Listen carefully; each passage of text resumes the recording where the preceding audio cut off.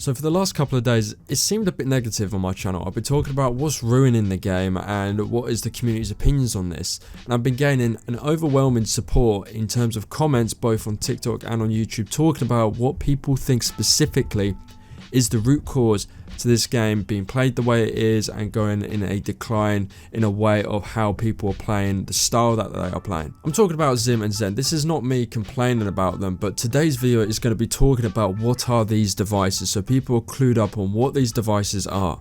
And before I get straight into the video, a good thing to mention is that I'm not promoting any of these devices. If you are playing the game legitly, stick to trying to do that, and hopefully you'll get rewarded with community servers with people on devices getting banned. So over on my TikTok, I did raise the question of what is the more OP device, OP being overpowered, what is the one that is more of a problem than the other, although both are still a problem within this game and the gaming industry in general. That was over on my TikTok, and I got a lot of responses from people that play on these certain devices that say this is the worst. We've played on both. Some people have said they've played on both, they've used both at the same time, and this device is the worst. There's two main devices that we have on hand here. One is the Zim and the other is a Cronus Zen. So first and foremost, we're going to be talking about the Cronus Zen, talking about what it basically is in a nutshell, going into further detail of what it holds, the capabilities of it, the pros and cons.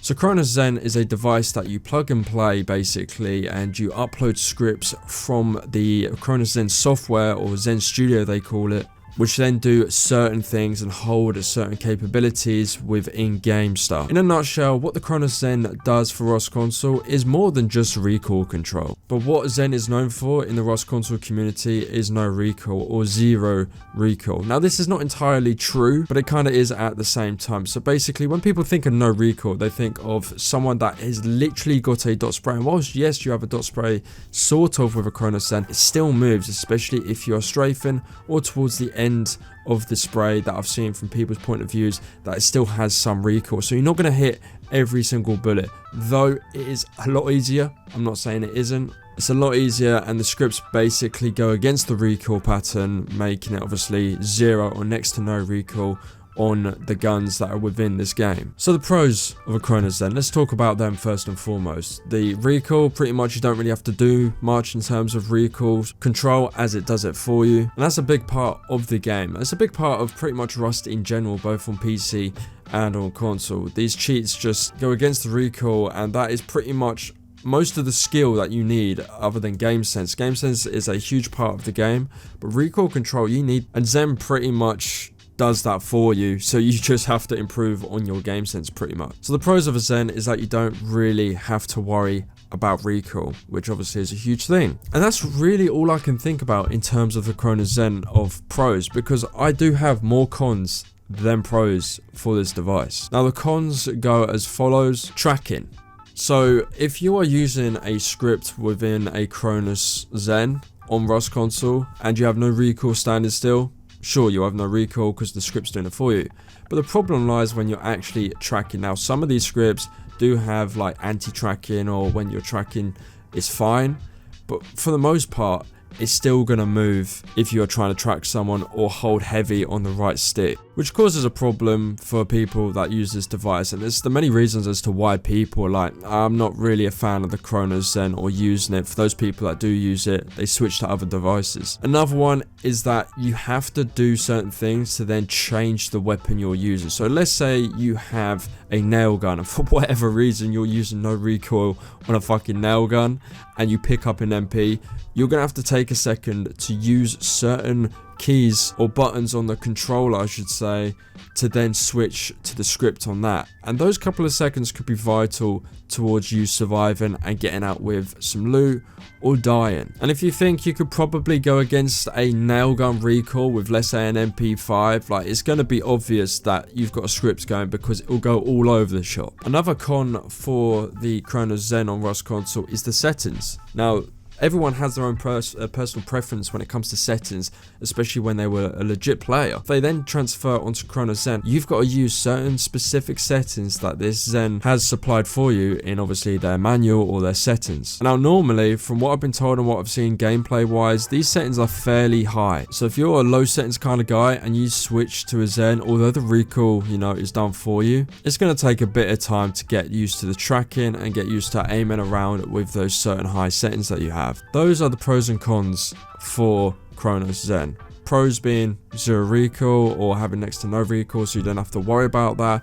But the cons being the tracking is pretty AIDS, switching weapon script mid-fight if you are doing a snowball, and high sensitivity if you're not accustomed to high sensitivity beforehand. But do bear in mind, if you get used to these settings and used to everything that happens and the functions of it, and then improve your game sense, you are going to be a pretty deadly player. And one thing to note for the Cronus Zen as well, it's not just for recoil pattern control, it does other things and mods your game basically. So whilst you're shooting, that RT will be used as your crouch button and it will automatically crouch whilst you're shooting, so you don't have to do anything but literally shoot. Press the whatever button you have on both Xbox or PlayStation. You can configure your button mapping within the device without going to the settings, whether you're on PlayStation or Xbox, or having to go into the settings on Rust Console. So this device really, you can map anything you want within it. Now going on to the one that had a lot of people, particularly players that use this device, saying that this device is more OP than Cronus Zen.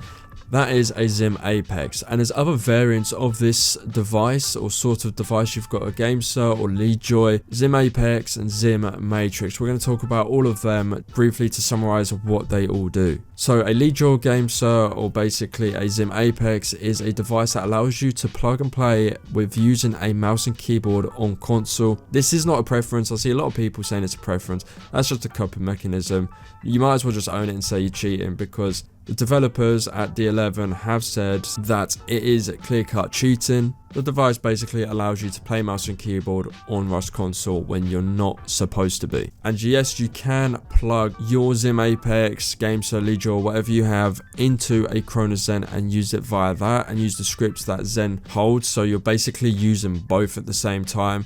And as well, you can play mouse and keyboard on Zen, but it is known to be just more of an effort to get going, and there's more delay. The Zim Matrix is basically a new product that Zim have released, which is basically a Zim and Zen in one. There's little delay, and from what I've heard, it is a lot better than the Zim Apex, but takes a lot more time to set up. Now, what are the pros and cons with using mouse and keyboard on Rust Console? People are saying you need a bit more skill because you need to learn the recoil. We're going to go through all of that. So the pros of using mouse and keyboard. I believe there's more pros of using this device or such device than a Cronus Zen.